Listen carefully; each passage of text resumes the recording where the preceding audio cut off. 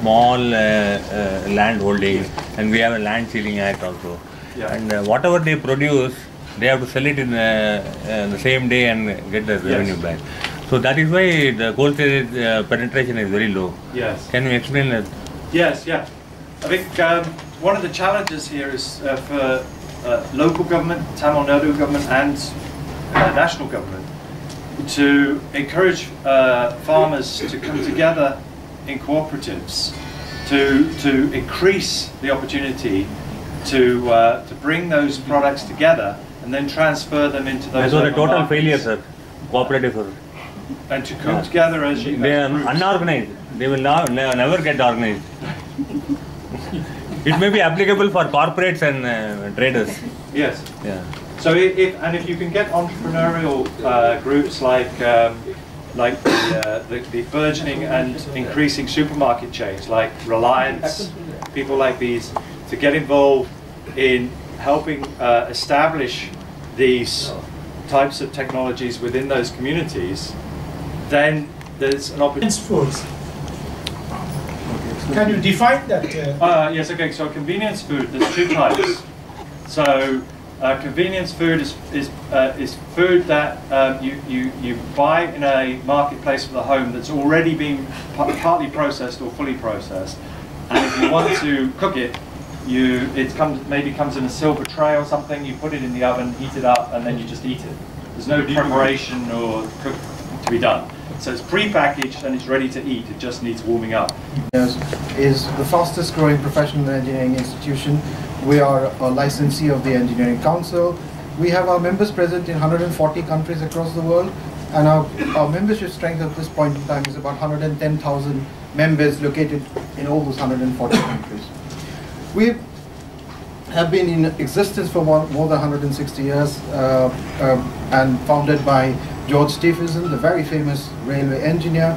And over the years, I think with the number of people, the number of eminent engineers that we have in all those locations that we have very been successful and very strongly influenced the government, the public, in adopting new technologies and in adopting new system thinking to provide solutions which will, at the end of the day, improve the world through engineering.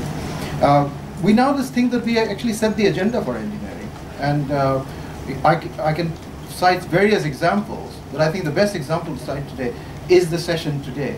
And we have several divisions and special interest groups within the institution.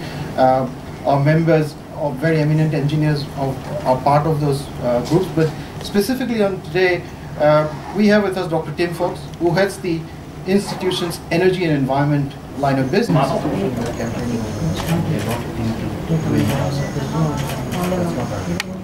Vegetables, fish, meat, dairy in the infrastructure of countries that are in various stages of economic development. This report focuses very clearly on India as an example of a nation that has an opportunity to change its infrastructure and enable much more food to get through to feed the population both now and in the future, but to do that in a way that uses new technologies that rely on renewable energy and get over the hurdle of energy security issues that much of India faces. So what I'm going to do is I'm going to talk through the background to the report. I've come here specifically to Chennai because this area is important in terms of its production of perishable product, its production of fruit and vegetable. It's also a growing, expanding area of industry where there are many opportunities for the local industry to get involved in this kind of technology. And it's also an area that has a real challenge in terms of the infrastructure that's available to transfer food both locally and across the nation, and indeed to take export opportunities. So if I could give you a few moments of background to the report, I'll start with doing that. And then having done that, I'll start looking at not making it to the marketplace because of the infrastructure.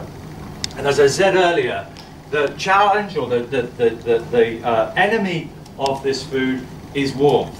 A 1 hour delay between picking a mango or any other kind of fruit, a banana or any other kind of vegetable, and getting it to the right temperature takes a day off its shelf life.